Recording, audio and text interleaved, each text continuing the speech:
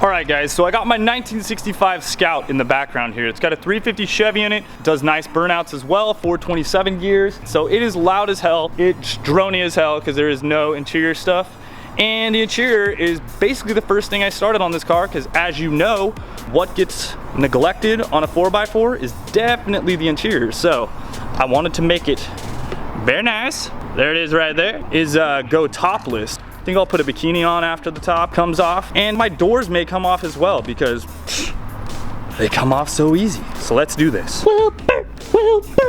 So wherever I go in this truck, I always make sure to have this mediocre toolkit with me because old cars like to break stuff, and you can pretty much fix most things with a simple little toolkit. So I usually keep that under the seat. We'll lube it up a bit, BB blaster.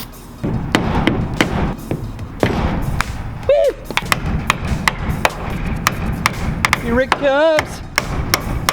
Bing. Now, freaking door just comes right off. Boom. Oh yeah, it's kind of heavy. So this is how the interior of the car looks. I have those Carbo, they're Baja bucket fixed backs racing seats.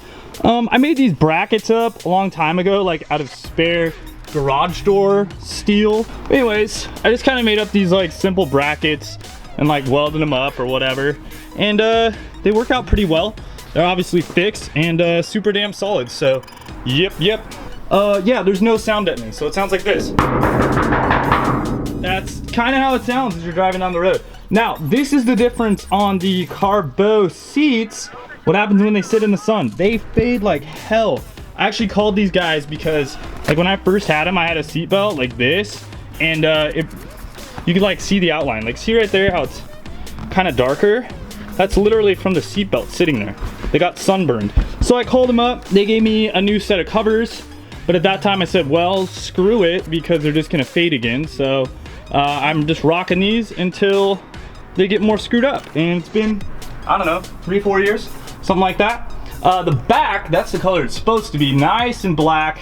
I always have this Baja seat covered up in the rear. That's the 30-inch rear bench seat. And I made up some brackets for that as well. Pretty simple stuff. I don't know, some tube. All this pretty much was made out of garage door spare steel and whatnot.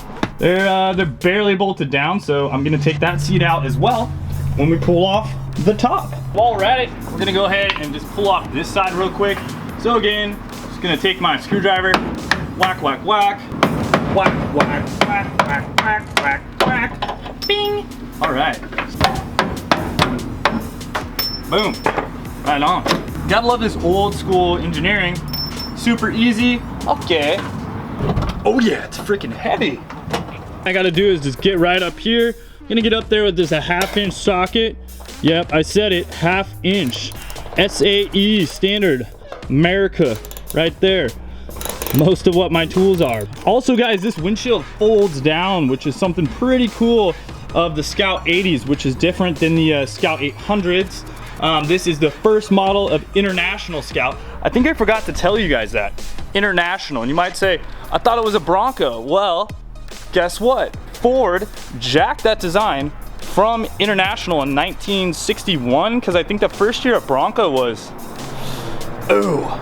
actually don't know, but I'm gonna say 66, maybe.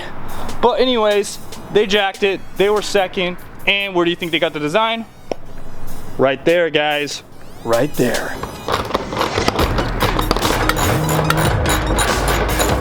So I want to see what I ran here. I think I just used normal bolts, but anyways, that's what it looks like right up in there. Another one, got a couple up front, and then just kind of a few in the back, around the sides. Comes off super easy. I would say the top weighs, I don't know, 150, 125, I'm not really sure. It's not super heavy. Mostly it's super awkward, so it's always fun. All right, now we're gonna head to the back and undo the bolts back there. Do the seat right here. That way I can pull this seat out because I don't want it when I'm driving to work here soon.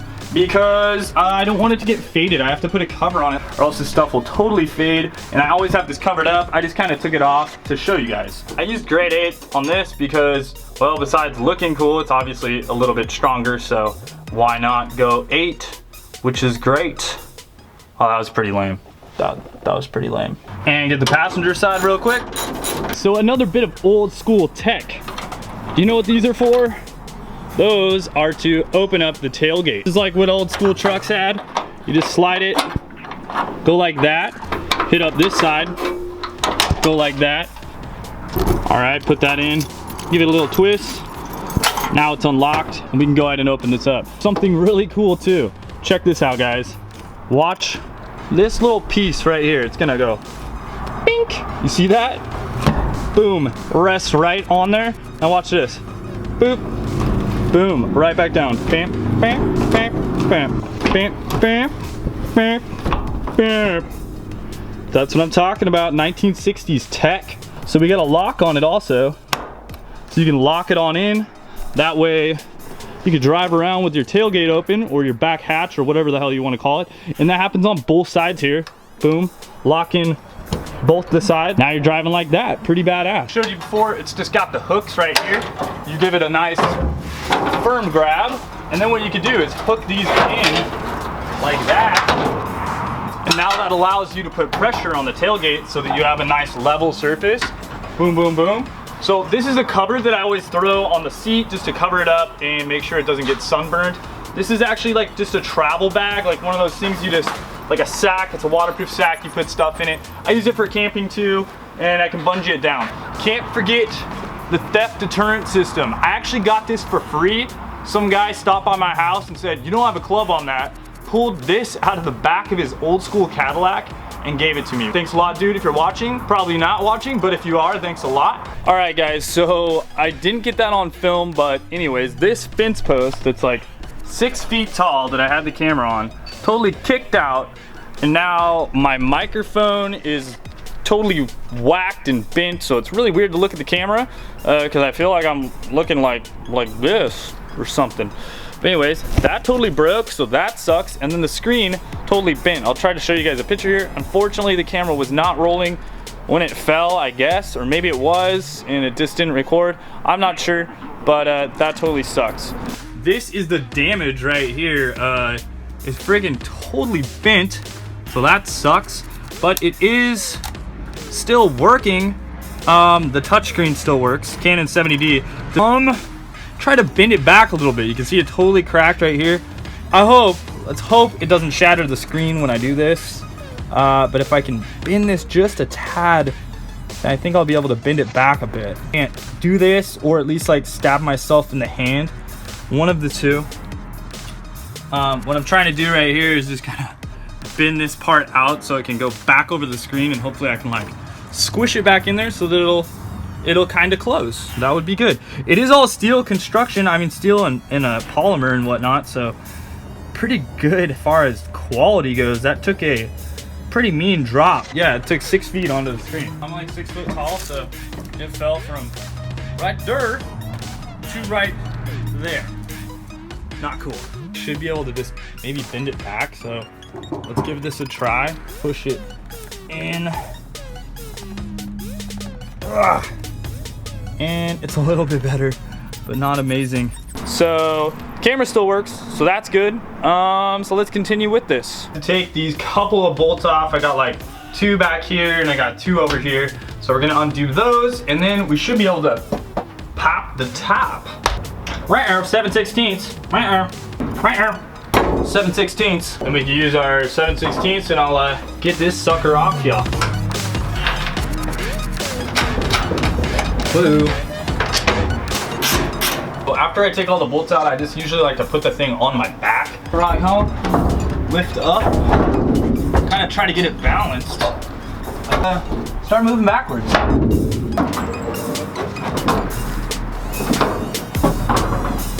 All right, so now I'm at the point where I need that second person, so need some help.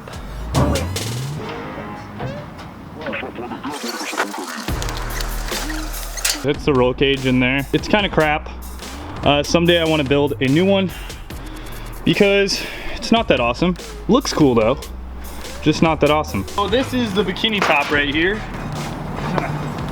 Throw it up there. Yeah, so this is kind of just how it goes in here. It just basically just tucks into that groove with this solid portion in the front. It's just that nice thick seam of vinyl, and you just push it down on the front, and now you have this draped over the top, and then you just tighten it up in the back here. All right guys, there it is. Bikini top is on. This is from a CJ5 Jeep. This bikini top works great. I think it looks awesome.